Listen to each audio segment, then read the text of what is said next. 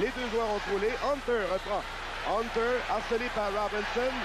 Hunter qui travaille ardemment, là, perd le disque finalement. Et c'est Lawler qui envoie à nouveau sur le bâton du joueur de Nordique. Hunter a trébuché. Il y aura pénalité ici. On a accroché. Et c'est le Canadien qui ira purger 2 minutes au banc pendant que les discussions entourent Dale Hunter et Larry Robinson tout près de Dave Newell en territoire du Canadien. On décerne une pénalité majeure à Larry Robinson qui a atteint Hunter au visage avec son bâton. Accidentellement, mais il l'a atteint quand même. Et ce sont les nouveaux règlements qu'on applique à la lettre. La punition du Canadien au numéro 19, Larry Robinson. 5 minutes pour bâton élevé.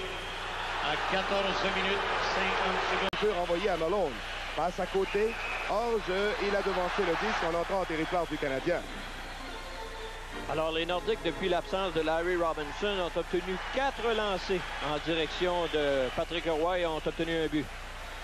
On se chamaille un peu là à la ligne bleue du Canadien. Price qui sort de son territoire, mais il est rejoint par Smith qui renvoie aussi à Tremblay. Et maintenant à Nyland. Nyland lance, c'est passé juste par-dessus le filet. Et ensuite, c'est Price qui n'a aucun mal à dégager. La pénalité venait de prendre fin. De Curvers à Nyland. Et ensuite à Tremblay. Tremblay remet à Curvers et rapidement à Gingras. Gingras avec une passe molle. Pénalité, double échec. C'est à l'endroit des Nordiques et le coupable est Paul Gillis. Oui, il a frappé dans le dos de Tom Curvers alors que Curvers s'apprêtait à effectuer une passe. Et c'est lui qui a été blessé, coupé au visage, Paul Gillis.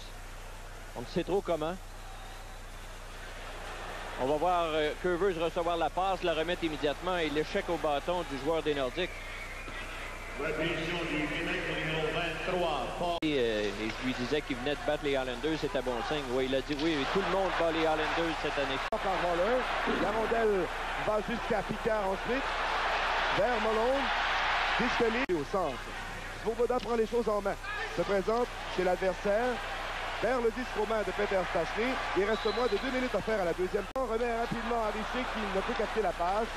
Richer un peu plus loin, l'intervention de côté qui a raté son dégagement et ensuite c'est l'immobilisation. Alors, les Nordiques se défendent bien, mais encore une fois, il manque de cohésion du côté du Canadien. On a vu des passes qui sont allées dans les patins de Richer, derrière Neslund. À l'intention de Craig Ludwig. Là, c'est repris par aux mains de Ludwig qui a poussé avec la main. C'est récupéré par Goulet le long de la clôture. Disque maintenant qui est débattu. Et là, eh bien, Ludwig et Goulet se sont échangés quelques coups. Et l'arbitre Newell a fait Julien qui perd aux mains de Smith. Et maintenant, Verdalin est devant le but pour... Oh, quel arrêt de la part de Gosselin. Alors, il reste 6 minutes 39 secondes à faire à cette troisième période. L'égalité 3-3. Malone qu'on aperçoit à l'écran, eh bien, c'est un joueur qui ne connaît pas tellement une bonne saison, mais qui a rendu beaucoup de services aux Penguins de Pittsburgh. Et c'est son 6e match avec les Nordiques. À la droite de Patrick Roy, c'est Walter qui se retrouve finalement à la mise au jeu devant Michel Goulet. C'est gagné par le joueur du Canadien. On travaille ferme le long de la clôture. Finalement, c'est poussé par Robinson jusqu'à Svoboda qui fait crouler Campbell. Campbell, même étendu, parvient à remettre en direction de Hunter qui bataille le disque avec Walter le long de la rampe. L'intervention de Goulet et finalement le Canadien aura le meilleur avec Robinson qui sort de son territoire. Là, l'arbitre Newell se voit dans l'obligation de sévir devant Hunter et Walter. On s'est bousculé longtemps, on était entremêlés et finalement quand on a voulu se relever pour s'échanger des coups, ben Newell a signalé l'arrêt du jeu immédiatement. On va s'en commencer dans le coin de la patinoire. Hunter qui bouscule Walter. Walter qui va lui remettre la monnaie. Et au banc des pénalités, c'est Larry Robinson qui en allant à dire à Hunter pendant qu'il est retenu par Pat Price. Alors c'est là évidemment que l'arbitre a décidé de sévir. Mais Robinson, qui ne se fâche pas souvent, est en train de dire sa façon de penser à Hunter. Et Hunter n'est jamais à court de mots, lui. L'atmosphère est à son comble ici au Forum. Les gens qui encouragent le Canadien qui a surmonté une pente. Robinson réfléchit un instant. Là, il y a Carbonneau qui a reçu un coup de bâton dans l'enclave et l'arbitre Newell est obligé de sévir. C'est Peter Stastny, je pense, qui est coupable d'un geste à l'endroit de Carbonneau. Attendons voir si les deux joueurs seront chassés. Ce qui est arrivé, Stastny a frappé Carbonneau d'abord et Carbonneau s'est laissé tomber sur la glace immédiatement. Et quand il s'est relevé, Stastny l'a frappé une deuxième fois. On va voir la scène. Voilà, Carbonneau qui fait face aux joueurs des Nordiques. Le frappe avec son épaule au visage et quand il va se relever... Stastny. Voilà. 2 minutes pour l'image parle. À Robinson, beau jeu de Gillis qui a intercepté la passe. Disque qui est repris par Nyland. Nyland, non, c'est ratassé de peu. Et il y aura pénalité, mineur double. Gillis et Robinson à nouveau. Deux joueurs qui ont eu maille à partir depuis le début de cette rencontre.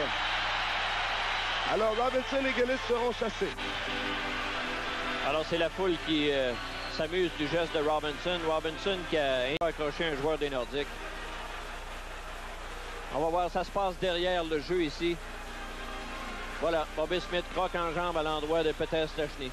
Revers arrêté par Robinson et c'est le dégagement de Robinson qui viendra mettre un point final à ce match excitant possible, particulièrement au cours de la troisième période. Et le but marqué au moment où il restait 1 seconde. Le Canadien va l'emporter 5-3 contre les Nordiques et porter son avance à 4 points en tête de la division Adams. Il ne reste plus de temps au tableau indicateur. Mais on a entendu la sirène tout juste après. Voilà. Le but marqué par Strudlin dans un filet désert. Et c'était tout un revirement de situation. Le Canadien qui avait eu une offensive très chancelante au cours des 40 premières minutes de jeu, a tout éclaté en troisième période. Canadiens' goal is 7th of the year, scored unassisted by number 39, Ryan Strudlin.